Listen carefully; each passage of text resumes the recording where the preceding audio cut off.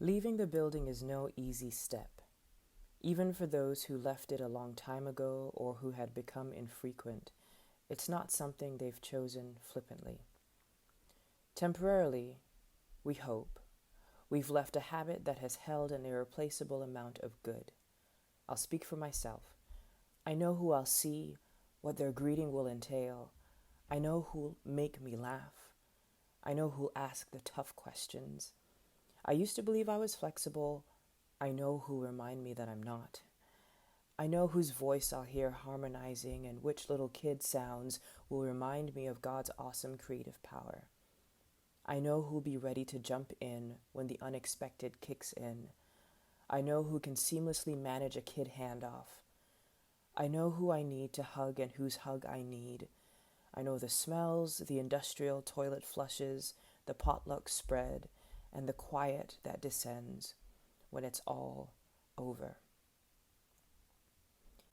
And my children, they're home, all day, every day, not something I'm used to. They don't fully understand what has happened, but the extra emotions clarify that in their little beings, life has also shifted. We've had extra hugs, extra assurances.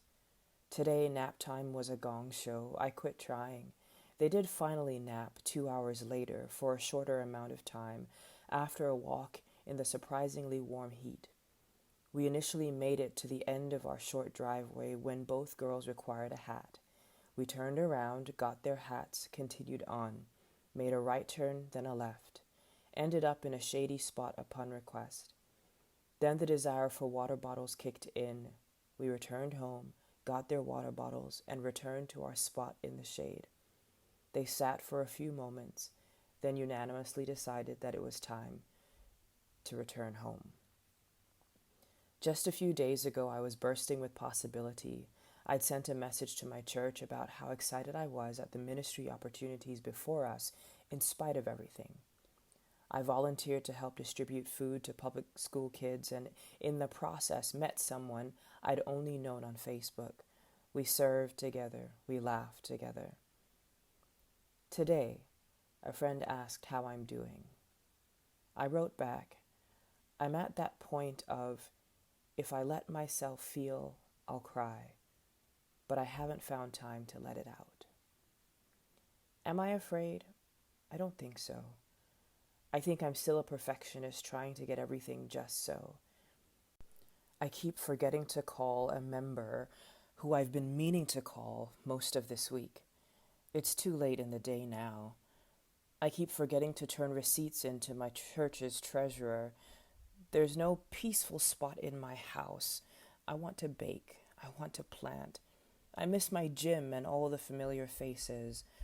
I want my kids to be able to play with our neighbor kids. I want to order a citrus mint tea and sit in one spot for a few hours to work. I want to show up with a sermon that's 75% written and preach my heart out. I want to sit with folks at tea time. I missed 2 weeks ago. It's okay to feel all of that and more, or something else. It's okay.